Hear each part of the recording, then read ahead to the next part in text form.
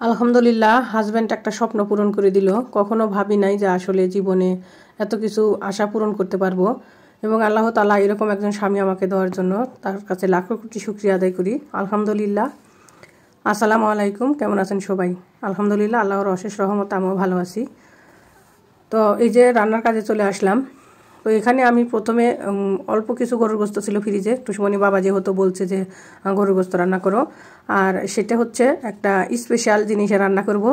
সেটা টুসুমনি বাবা আমাকে নিষে দিছে, যদিও বা আমি এটা জানি না জানি আমাকে সারপ্রাইজ দিছে। তো আমি তো অনেক মহা খুশি। তো এরকম মানে স্বামীর কাছ থেকে সারপ্রাইজ পেলে কোন কোন আপুদের ভালো লাগে অবশ্যই আমাকে জানাবেন।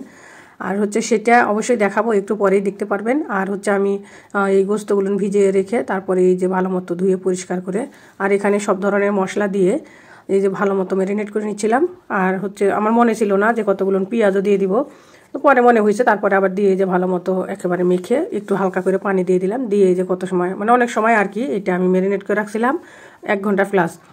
এরপরে এই যে সেই অনাকাঙ্ক্ষিত জিনিসটা চলে আসলো, এই যে সামনে দেখেন, আপনাদের সামনে এসে পড়েছে। দেখেন আপনারা চিনেন কি না, অবশ্যই চিনবেন, এটা রহ দেখা যায় আর কি। যদিও বা এই আমি কখনো ভাবি নাই যে আমি এরকম একটা জিনিস পাবো। তো এটা কিন্তু খুবই কার্যকারী জিনিস আর খুবই দ্রুত রান্না হয়ে যায়, এত সুন্দর জিনিসটা আর ছোট্ট মোট্ট।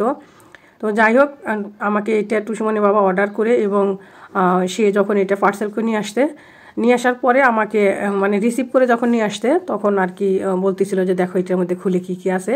তো যদিও বা এখানে 2টা জিনিস ছিল, সেটা হচ্ছে একটা এই যে সিলিন্ডারের চেপটি কি যেন বলে ওইটাকে, আমি আর মনে পড়তেছে না। যাই হোক আর কি, অন্য সময় যদি মনে পড়ে আমি এটা বলে দিব।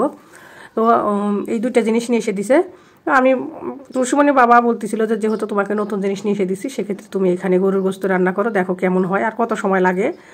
তো যদিও বা চুলায় রান্না করতে গেলে 1 ঘন্টা প্লাস লাগে গরুর গোস্ত রান্না করতে, আর আমার এটা 30 থেকে 40 মিনিটের মধ্যে হয়ে গেছে। আর এত সফট হয়েছে গোস্তটা, আর রান্নাটা কিন্তু হেভি টেস্ট হয়েছে।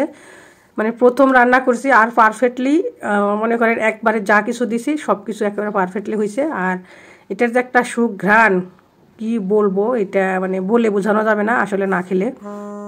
তো যাই হোক, এই যে মানে কষা নিলাম, দেখতেছেন তার কেমন চুলার মতো বক বক বক বক করে ফুটতেছিল।